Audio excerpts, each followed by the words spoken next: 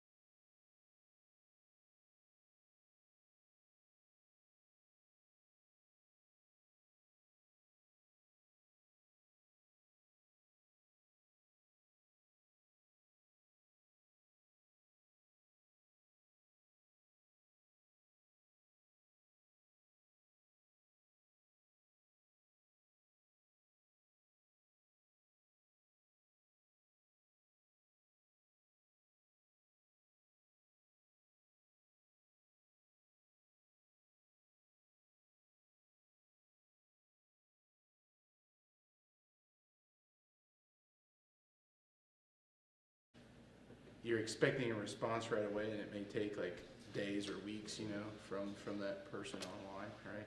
Or the best is you get the Chat GPT when you're trying to ask a business for something. That's always really fun. The bot, right? It's going all crazy on you. So we do a lot of things, and we have made technology a normative feature of life. I mean, there's no way around that. We have. And I think one of the things I don't want us to do out of this series together is to come to a place of saying, well, technology is terrible and it's bad and it's no good. That's not what is needed for us. But I think as we're going to, these two themes tonight, watching or worshiping, there's an importance. And so a word that I want to make sure that I speak tonight to us, in terms of technology, is it a utility and a tool, or has it become more than that? And that goes for this. Is this a utility?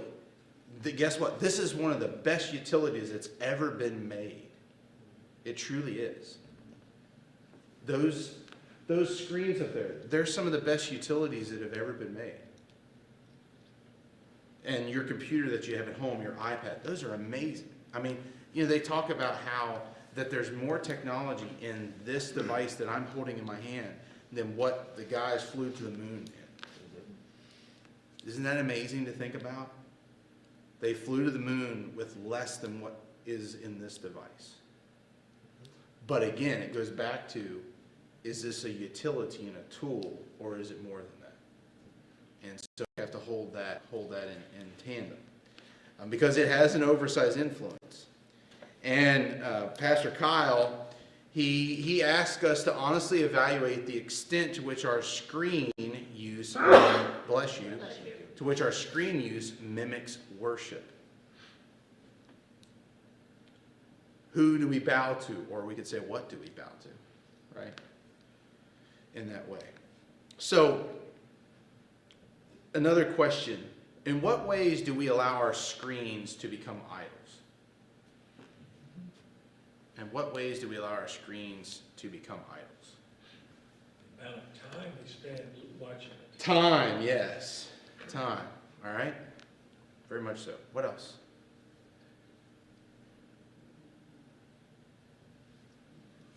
It's a How we've become dependent on So dependency. But Okay. I want to say it's a habit or an addiction where you mindlessly pick it up and start scrolling.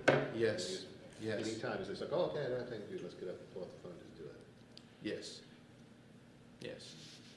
Yeah, it's just this. It's automatic. Yep. What else? In what ways do we allow our screens to become idols? It becomes a distraction. Ah. Because where before, potentially, right, like there were situations where you could be bored. Or Yeah. where like if you were sitting in a waiting room, you were left to either whatever magazines might be left there. And although you would pick them up, you would, right, like it was like, your mind would wander, like it was, versus now you have your phone and you're pretty consumed, like you don't really think about much else because you don't necessarily get distracted by your thoughts when you're looking at your phone. You might not even hear your name being called by the Right. person trying to get you back to your appointment. Right? Versus like the National Geographic that was 3 years old while you were like, Maybe well, 10. maybe. Yeah, like, Highlights. huh, highlights, Highlights, right? Like, yes. I found the pictures 4 times already, right? Like, Yeah. but yeah, so just that distraction. Like our minds don't really have an opportunity to wander because we always have them. And it's a barrier to talking to people in front of you. Yeah. I cannot tell you how much, so as we were traveling last week and then the beginning part of this week, how many people as we were passing on the highway, and I'm talking we're going 75, 75 miles an hour, 80 miles. Well, I was a good boy. I was going 75 most of the trip. I like to do 5 over, and you would have thought that I was driving 10 under the speed limit. I'm not kidding. Jenny can tell you. We'd be driving on 95, and they were going 95. They were pulling away from me. It was wild and crazy. You know how that goes, Ross, right? Huh? You in the trucks. Leaving you by, yeah. But beyond the speed, you would see people, you're going by, and this is them on their phone Yeah. as they're driving. I say hopefully in the passenger seat. No, No, no, I've never seen, no, I've no, seen no, it a no, lot, no. I've seen it a lot. No, I mean, it was crazy. I mean, and it was truck drivers. We saw people in buses doing this same, cars. And so, we talk about distraction and everything else. I mean, that's a key. And driving is one of those things. Anything can happen, you need to be mindful. Anybody else on how do we allow our screens to become idols? You don't have to converse with people face to face. Yeah, You can just sit on a bus and not talk to them at all, because you can look at your phone, true. or in an elevator. You don't have to Yeah. talk to anybody. Yeah. Well, it's funny too, like watching the evolution of it, because one of the places where I saw it where it was very apparent was on the DC Metro, ironically. Yeah. So I lived out in DC for a year by myself, and then Mike and I got married, and then he moved out there.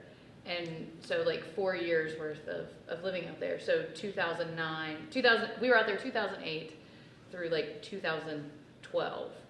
And it was funny to see, because right there through that time was when smartphones, like when the iPhone was introduced and it was starting to be adopted. And so being on the Metro, they used to have, like, they called it the Express, and there was another one, like the newspapers. So you would see people on there reading the newspapers or reading books. Yeah. People didn't necessarily talk to each other a lot, but there were still, like, there was more interaction. And then we kind of moved back and then went back out later. And, like, it was a shocking, stark, noticeable difference, because now everybody had a smartphone and that's what everyone was doing. Like, it was amazing. And, like, they stopped printing the newspapers, because it was a free newspaper. So they stopped printing those. Like, the entire dynamic changed. And everyone was really just... Yeah. And I rode the Metro a decent bit in my life, and there are some characters on the Metro that you would be glad to ignore. I've had some good conversation when I've been on the Metro, but there's been a few times of, woo, boy. Well, But that happens on public transportation. You can't help that. DC in general is kind of fun. And, It is. And, It's and the very- perspective that everyone deserves a voice, not everyone should get a megaphone. Yes. Is You get off in L'Enfant Plaza, and you go down in there, and the Rastafarians are down in there singing and doing all kinds of stuff, and you can smell them from feet away from. I'm not joking. It's real. It's there real. are some interesting Yeah, things. it is very much.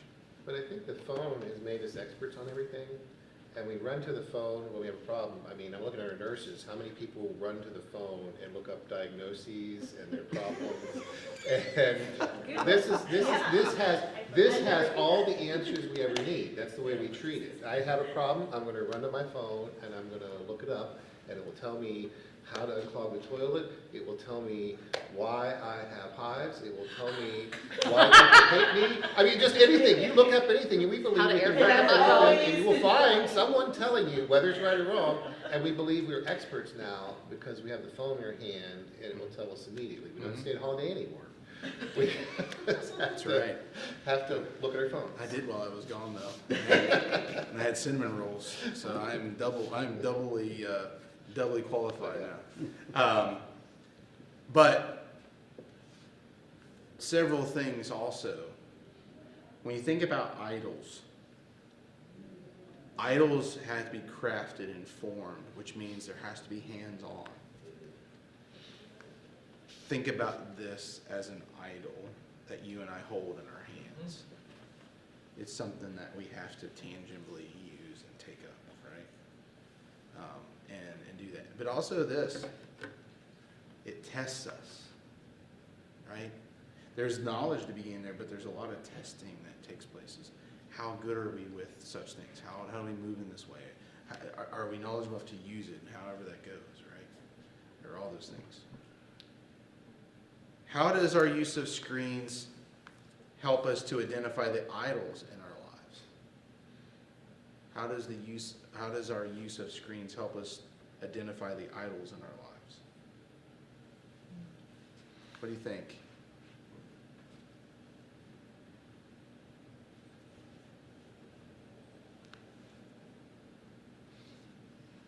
I thought of something immediately when I thought about this, how does it identify? If each of us took out our phone, I think most of us here have smartphones of some kind. If we were to take a gander at photos, like the backdrop, my phone has Caroline on the back of it when she was real small. I think the only other person in this room that would have the same background or similar background would be that lady back there. She had maybe, she may have something similar to me with Caroline, but if you open the phone up, we may have similar apps and common apps, but guess what? We're going to have different apps. Like none of you in this room I know have the MLB app with the Phillies logo on it. Go Red Sox. Yeah. But like that's one, right? And several of us may have a few other apps the same, but there's going to be a lot of personalization, and personalization is a big deal in our culture, right? But personalization also can be a detriment to us if we're not careful, because then it's all about what's crafting us. And when you think about an idol, is yes, we make it with our hands, but here's the other thing we do with an idol, is it actually begins to make us. And so that's a key thing as well. So what do you think? How do they help us? How do our use of screens help us identify the idols in our lives? Because there is the personalization effect. Thinking algorithms too, right? Yeah. Facebook and TikTok, they know what to send your way, right? Been looking at that Christmas gift. Guess what? Facebook's probably going to be sending you some. Yeah. I'm thinking I can go on my credit card, and I can go look up my credit card account, and it will tell me, like, it will give you the whole graph of what I spent my money on, where I'm spending all my money. And since we started this lesson, I like almost 5 times a day check the well-being thing and function that tells me, here's exactly how much time you want spent on these apps. So it's kind of showing me where I'm putting my money and my time. Yeah. Anybody else? How does it help? How does our use of screens help us identify the idols in our lives? Well, I think there are some apps out there that, right, like can help with self-awareness and certain things like that. And so through using certain apps and things like the wellness app, being able to recognize, hey, maybe I'm doing this too much or that, right? Like there are kind of tools available on the screen that can kind of help reveal things that maybe we're not noticing. Yeah.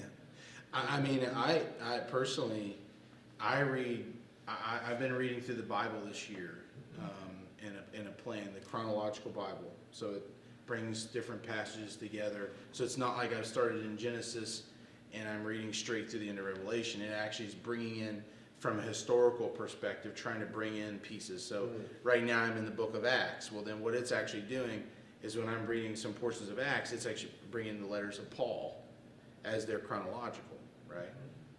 Well, you can have that in a paper format or in a book format, but it's so much easier for me to have that in my phone app, in the Bible app, on my iPad, where I can see the chart. It helps me to actually see that and complete it and do those type of things. So the same thing, I mean, there's a lot of good things that are there. We can't negate that. But there are things that preoccupy. I mean, if you looked at my screen right now, I've got the Maryland Terrapins game has started, and then I've got a dentist appointment tomorrow, and then there's been a fantasy football move too, right here on there, And so like that's a notification I've received, right? And it's easy. Jenny, I've had this conversation many times. It's so easy to get lost in the notifications. And sometimes it's just good to say, you know what, I need to just leave them alone. Leave them alone and step away. And that can be hard, though, because we've been used to it. But how about this? Can the use of screens feed our ego? Can it puff us up? I got all this stuff going on, right? I got this thing. How many likes did I get? How many likes did I get? Oh, yeah. Man, that posted. 15,000 steps last week. Oh, yeah, there you go. Yeah. How many steps? Yeah, you Got your thing? Yeah, Tom. Give you medical information, Give you medical information. Yeah, yeah, blood pressure, and your, yeah. probably would even do your cholesterol count if you wanted to. Oh, yeah, we'll find ways. We'll find ways. But then I think another way that I think it identifies for us, and we've already spoke to this, is the issue of something occupying us. And when I use the word occupy, I think of a foreign invader coming and holding us hostage, right? And making us live according to their schedule, to their time, to their way. And so occupy, we say, well, we just occupy the time. Well, and that, hey, that's sometimes important. If you, hey, I got 45 minutes between this meeting and that meeting, and so I'm going to occupy my time with this or that. But here, I'm using it again in a negative fashion, that occupying us is not always a good thing. It actually can be detrimental to us, that we're held hostage because we just can't give it up. We can't give it up. We got to hold on to it. We got to see what's going on. I mean, we live in a information-rich age. And so living in an information-rich age provides many blessings, but it also has curses. So you and I can have so much at our fingertips, whether phone, computer, iPad, whatever, or just watching TV, right? We can have that. But yet I know this to be true. We live in such a rich age, and I'll use this analogy, Ross, you'll like this. If I have a really rich dessert, I can only handle usually so much of that dessert, and I have to step away. But technology, screen time doesn't work that way. Our taste buds will get us to a place and say, I got to stop. But our minds will actually not stop. Our minds will continue to, and then depending on what we're doing, especially if it's addictive, it'll want more. Kimmy? That's one of the things they found, like the epidemic of loneliness has increased so much, which is ironic because now you have access to more people, Yeah. but not necessarily in a meaningful way. Yes. Right. Yes. And I was thinking about how we have there's more anonymity now behind the phone. People say things, or text things over the phone they would never say in person. Right. Because there's there's a barrier, there's an anonymity behind it for them. Yeah. Well, in some ways, the barrier almost gives them a chance, even though they're not saying something anonymously. It almost gives them this false sense of being anonymous, Right. but they're not, right? And that's a detriment. It definitely is. And there's an instantaneous, everybody wants everything right now. Yeah. Order on the app. Well, it's like, I was like, why didn't you respond to my text? I'm like, I'm at work, I can't text you.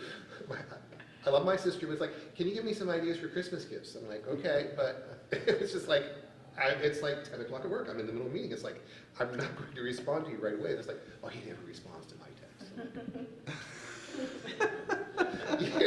Everybody, but even at work, people just, I text you this, why isn't it done tomorrow? Or why isn't it done in 10 minutes? It's like, literally, they expect everything instantaneous. And we do that too. I know it's Yeah.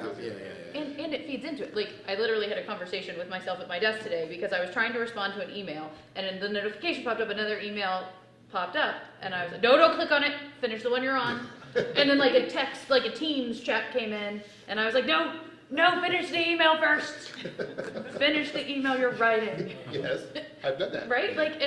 And I've written an email and then I never sent it and then you get in trouble because. So guilty, it's Yeah, sitting there as everything's draft. I have text messages, I have messenger replies, squirrel. Squirrel. Right, like, the something wind else has came in. shifted everything else, yeah. How about this? What power are we giving our screens over our relationship with God and others? Let me say that again.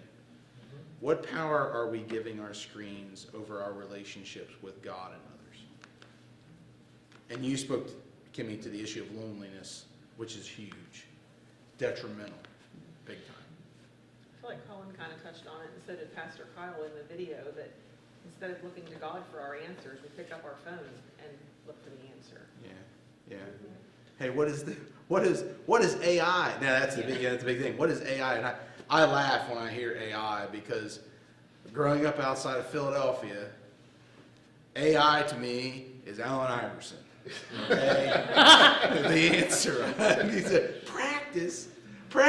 We're talking about a game. But that's, so whenever I hear AI, I laugh, and I said, that's Allen Iverson. But then it's like, no, it's artificial intelligence. But that's a huge thing right now.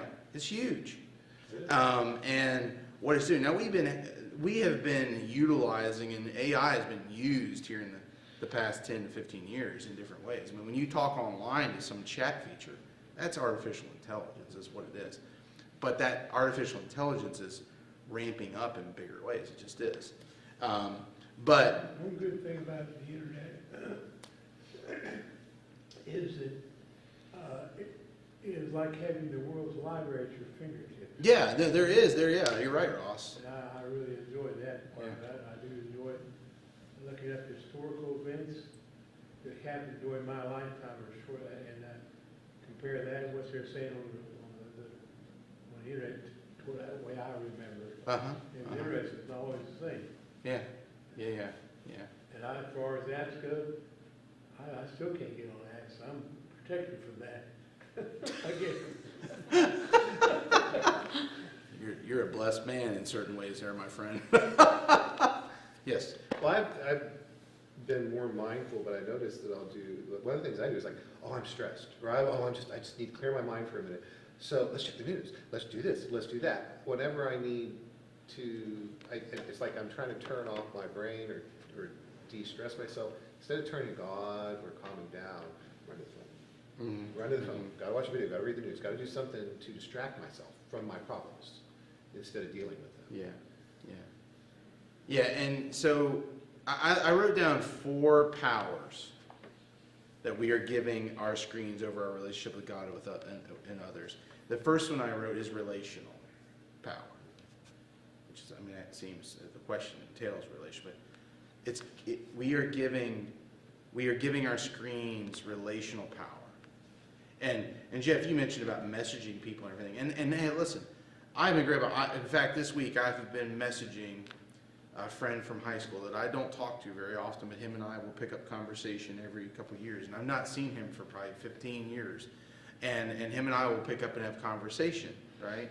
That's a good thing. That's a positive thing. In fact, we were actually talking about Christianity, and he is a Roman Catholic, and obviously I'm part of the Church of the Nazarene, Protestantism, and him and I were talking about what it means to follow Christ. I'm grateful for that conversation.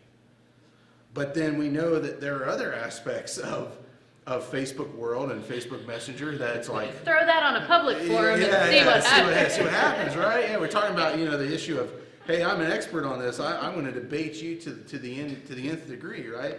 So there's this, but this whole reality of relational power though is, I think the allure for too much is that the screen becomes the only way that you and I have proper relationship. So it becomes our number one moment. And I can tell you right now, I personally, I enjoy connecting with people online, whatever, but my favorite thing to do is connect with people in person. I think you all know that. Like, to be with people, to be present, to be talking and laughing and carrying on and having, just having time together, like, that matters. And we need that. You and I were not created to merely be online people. We were created to be present people. So as much as the expanse of screens is good in it, and it's only one dimension, and you and I are meant to be 3D. Literally. In fact, actually, there's talk, you could say that we were meant to be 4D or 5D because of the beyond spiritual dimension, right? So that's really key. Yeah. Got the graphic designer twitching back there. He's not sure what to do with that, right? So, but how about this? Decisions. That we allow our screens to make decisions for us. It may be helpful. There may be some good knowledge, medical knowledge maybe, unless we're reading WebMD and WebMD tells us that our life is soon perishing. And maybe it is, maybe it's not. And probably more than likely it's not. You got a case of the hives, and you don't have some, deadly disease. But decision making, or as I said, algorithms. I've been looking at that item on Amazon. Really would like that item on Amazon. And what does Facebook do? They pull in, and then they're like, hey, look at all these different things, right? Look at all these different things that we have, check it out. And that's an important part. And then the issue of isolation. We can feel connected and be so far away. Yeah. Right? And maybe we want to. I mean, maybe that's part of the problem, that we've been hurt and we've been just truly just beat to death, so to speak, relationally and emotionally. And so the easiest thing for us to do is just to pull back and say, I'm only going to engage people in this way.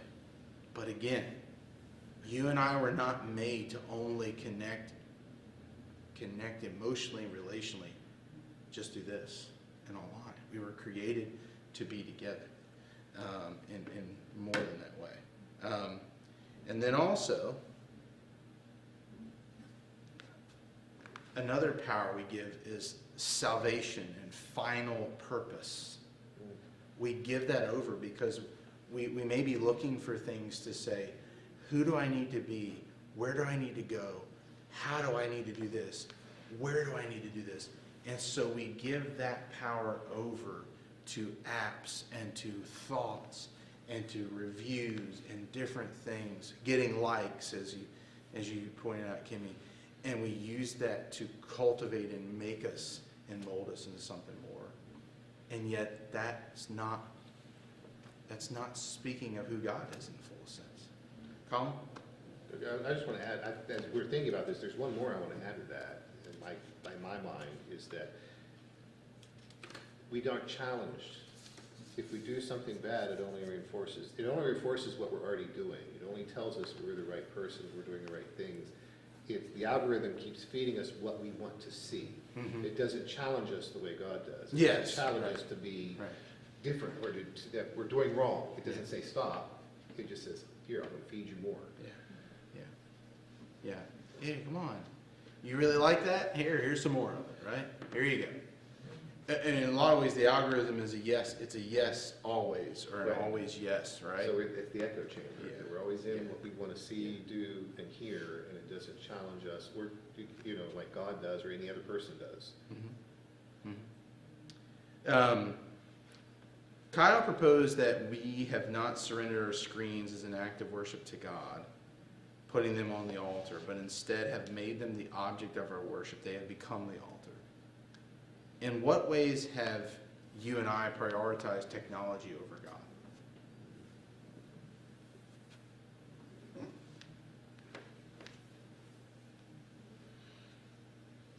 What do you think?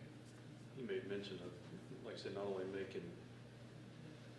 getting information, but it's an emotional attachment, and I think you made mention of should I do this, like a higher level of thinking, so not only we're using it informationally, but relying on them to make a decision or be a conscience, so to speak, maybe even a deeper thought process. Yeah, that is a big problem. I mean, and it can be a major I'll call it a hook. It's like the bait's been set for us to go back to that, right? And we just waiting for us to. It's like that State Farm commercial from a couple years. I love it. The guy's there and he's got the dollar on the end of the thing. And a little bit closer. I'm gonna get a big one, right? That's the game he's trying to get. I love that. It's so good. But that is really, really true. Others, what do you think? In what ways have you and I prioritized technology over God? From what I've been looking at, robs our time from God. Yeah. I was just talking with the board last night about going into the new year and really seeking for us to emphasize spending time with God as a people, but also, and as a family, but also as individuals. And we don't talk about fasting much these days, and I believe we should. I think fasting is really important. And the biblical notion of fasting is food, from food, right, or water. The water, typically you need water. That's a little bit important. But food is something that biblically you saw fasting. But I said to the board last night, in our day and time, food to me is one of the least issues. Now, not for everybody, but for most of us, food is not the issue that we crave more. Many of us, the thing that we crave more involves this stuff. And so the better chance we would have to actually get away from things that are seeking to make decisions for us or help us in decisions, that are seeking to be a distraction. Kimmy, as you use that word, the best thing we can do is actually say, you know what, I'm going to step aside from my phone, from online, the news, whatever it may be, and I'm going to take this time, a day or whatever it may be, and I'm going to step aside and I'm going to seek the Lord in His Word, and I'm going to seek the Lord in prayer. I'll sing songs of praise and thanksgiving, and I'm just going to dedicate that to Him and say, Lord, I want to hear from you. I want to sense your presence. I want to know your embrace in my life and live into that. And so I offer that to each of you as a challenge. And I will be offering that in the coming days. I'm still asking the Lord to help us to see that through. Is what does that look like for us as a people and as a family? Is to say, how can we seek and desire more of God, and showing that forth to Him? And I think that is one of the ways. It's to step away from different things, especially technology and that. Yes. I'm just going to say, fasting is always something I've struggled with in the religious, in a Christian sense, the worship sense. But I know, I've realized because I've thought about this today when I had some time. I was like, I'm on a sugar fast right now as part of the diet, avoiding all excess sugar. And I'm also on a screen fast. I'm not saying I don't use my phone, but what is both making me do is every time I pick up my phone to do something, I stop and say, is this worth doing? Is this why am I doing this? Why am I picking up the phone? Am I bored? Do I want stimulation? Is it habit? Just why am I picking up the phone? If I pick up the phone to answer a text for work, that's fine. It's utility. Phone It's utility. to call my mom, that's fine. And there are things I'm still struggling with a few things, but I'm like, why do I want to watch this YouTube video? Okay, I'm not going to do that right now. And today I have, as part of my job, I had to go to the airport hangar to unlock the gates so the guys can mow the lawn. Usually 2 guys come, it's within 30 to 45 minutes, we're good. Only 1 guy came today, so I'm there for an hour and a half. I did all my work I could on the computer. I did all my email on the phone. I'm just sitting there with nothing to do. And I'm like, okay. And I'm like, wait a minute, why am I doing this? And you talked about being bored, and God said, no, it's okay to be bored. Why don't we pray about it and think about what I want you to talk about instead of the phone. Which that brings up a really important point. We live in a day and age, and this happens in the life of the church, that people, old and young and old, they will actually say, well, you know, I don't really enjoy coming to church because I'm bored. And why are they bored? They're not bored because of merely what's being said or done. They're bored because they're used to actually having things constantly before them. Think about that. Short things. Short things. So, you know, if you have to sit through a pastor who preaches for 30 minutes or 45 minutes, oh, Lord help us, you know? You know, if you have to be here till noon, it's really breaking your heart, you know, be here for an hour and a half, right? You know, I know that there's winds of that around. And I'll tell you right now, I'd much rather be in the presence of the Lord with His people any day than to be somewhere else. I'm just saying. Like, I can tell you, Sunday mornings mean a lot to me. And any time we get, even tonight, this means a lot to me. Because we're meant to be together. And so if we're trying to be worried about getting out of here, you know, isn't that showing us something? Isn't that showing us something that we're trying to time ourselves on? And I know we have responsibilities and things going on. I get that. But think about that. That we're worried about, man, we got to get here, there, and everywhere else. And yet, does it not matter to worship the Lord in spirit and truth and be with his people? I don't know about you, that matters greatly to me. And I think we really have to think about that, because then what idol is pushing us in that regard? What is pushing us to find more important things so maybe we're not bored anymore? And listen, we live in an age of flash, right? There's a lot of smoke and lights and different things that happen, and the TikTok videos, they move quick, or that 30-second clip, right? That 30-second clip on the news or whatever else, that's what's put before us. But how about if we lived in a different medium than that actually worked in our favor, that helped us to turn back and actually take a breath in the midst of things, and to say, wait a second, what is the purpose of my life? What is the angle of my life? Who am I seeking? What am I after? And give us moments to actually breathe a little bit and be somewhere. And we need that. We really do. And that doesn't mean that we don't, and when I say that, I'm not saying we don't use technology at church. We do. John and I were looking at that beforehand. Jeff got the church app on his phone. He thought, you were pretty impressed by that, weren't you? It's pretty cool. Yep. And I'm grateful for that church app. We got a lot of features on that church app. A lot of things that are there. But again, it's not just merely there for the flash. It's there to be used in a good way. And so I think that is really key for us not to get lost in that. Kyle connected the people of Rome to our current society. And we have a lot in common with the Romans, I'm telling you. I am telling you. We really do. That society may have been prevalent back 2,000 years ago, but trust me, we share a lot with them as part of human nature, fallen human nature especially. How are we trivializing ourselves into silliness and confusion as the Romans did? And he's thinking about Romans 1 specifically. Read Romans 1. It's pretty bleak. Pretty bleak place. How are we trivializing ourselves into silliness and confusions? The use of technology and that. What do you think? We're focusing on all the worldly things.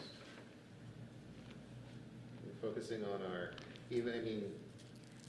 skipping over some things we can do the fun with. We're just focusing on our personal enjoyment. Mm-hmm. Just making myself feel good right now, Mm-hmm. and not focusing on, just looking for gratification. That's all we're doing, is looking for gratification. Mm-hmm. Yeah, I mean, instant gratification is a key thing. Yeah.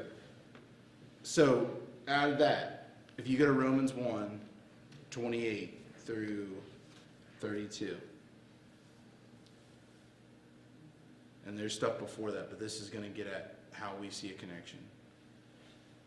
Since they thought it foolish to acknowledge God, he abandoned them to their foolish thinking and let them do things that should never be done.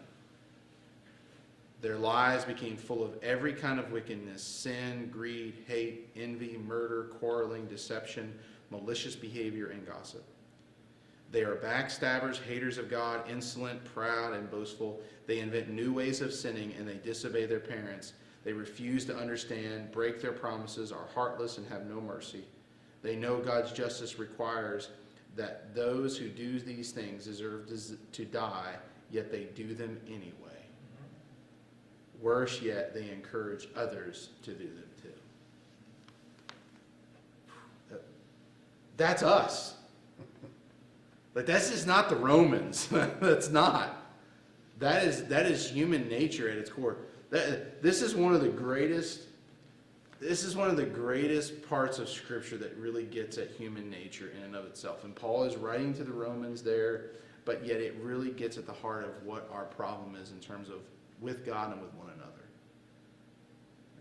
So out of that, what do you think? What do you think?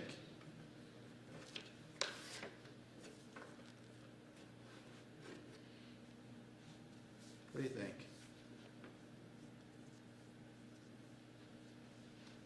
The importance of mindfulness and reflection on how we use things and the level of influence we allow them to have on our lives is important. And making sure that we have mechanisms in place to kind of check us, right? That accountability of, okay, is this too much? Do I need the technology detox? Do I need to figure out a way to limit this? Like, someone used the example a long time ago, right? Like a brick is just a brick. You can use it to build a hospital, you can use it to break a window. It's not the brick that's good or evil, it's what you do with it. Right. And so, like, the same with the technology, right? Like, with the church app, it's fantastic. It has a lot of great opportunities to use it, but if somehow we let it take over, right, and become something of more importance than usefulness, maybe is the way to put it, then it becomes a problem. Yeah. And so, you know what I mean? Like with Yeah, anything. no, that's a great way to put it. Yeah, great way to put it. I mean, because this device I'm holding in my hand, it's amoral. Right. This is amoral. It's not good or bad. But it can be used for good purpose or bad purpose, right? In different ways. Yeah. Colin. Well, a couple of weeks ago, we talked about healing. Mm-hmm. We were talking about, in my mind, I kept developing, God completes us. Yes. God completes us. Without God, we are nothing. And Right. here it's saying, without God, anything, we, as people, go down the worst path we can go down to, the basis we can be. God completes us. And the phone is the same thing. If God is not present with the phone when we're using it, as in our life, we're not doing things for God. We're going to go right down that path to our worst base behavior. Yeah. God has, it's not about, like we said, it's about how we use it, but God has to be present too, in everything we do, not just one or two. That was the sword above holding the sword above the water. God can have it all, but not this. God has to be present in all of it. Yeah, he must be present, or we lose, right? John, in the Gospel of John. Right. Apart from me, you can do nothing. I mean, those are key words from Jesus, and abiding. A question here, in what ways might we look to our electronics to do something for us that only God can do, and how do we make God compete for our attention? I wrote down 4 things. That in what ways might we look to electronics to do something for us that only God can do? And these 4 I think these are legitimate 4 things. Save us. So they save us from different things. They forgive us. So we'll justify ourselves, right? They will define us. So they will mold us and shape us in a way that we want to look, right? They'll brush us up, right? They'll puff us up. They'll make us bigger and better and stronger than what we really are. And then this one, and this is a key one, they will hide us. They will hide us. And then I think you include in there, and Kim used that word earlier several times, distract us. They'll distract us and hide us. And that one to me is the worst, because if we're hidden, we'll never be found the way we need to. And we'll hide from ourselves in that way. And God, that's the thing. God wants to see us. He wants to be in relationship with us. Go back to the garden. Go back to Genesis 3. Adam and Eve, they sinned, right? They sinned. And in the moment of eating the fruit that they knew they were not supposed to, but they did it anyway, there was a separation that happened. And immediately what do? They go to cover themselves. And it wasn't merely because they were in their birthday suits.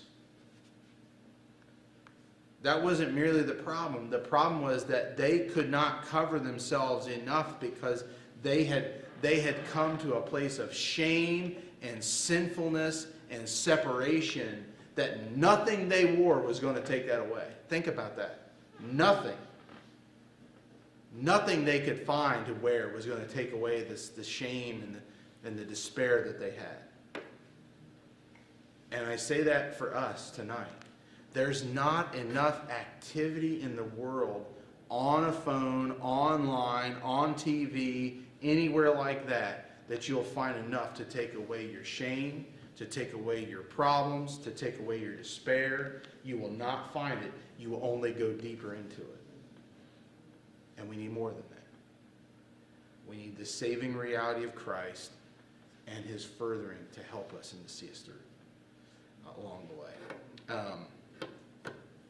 Just moving ahead, he has 4 questions for us to consider, and I think they're really good questions. And they're in the study guide I emailed out, and so I definitely invite you to check them out. I don't have it up in the app like I normally do. I apologize about that. I normally do, but just this week's been a whirlwind so far. 4 questions. What do I consistently sacrifice my time for?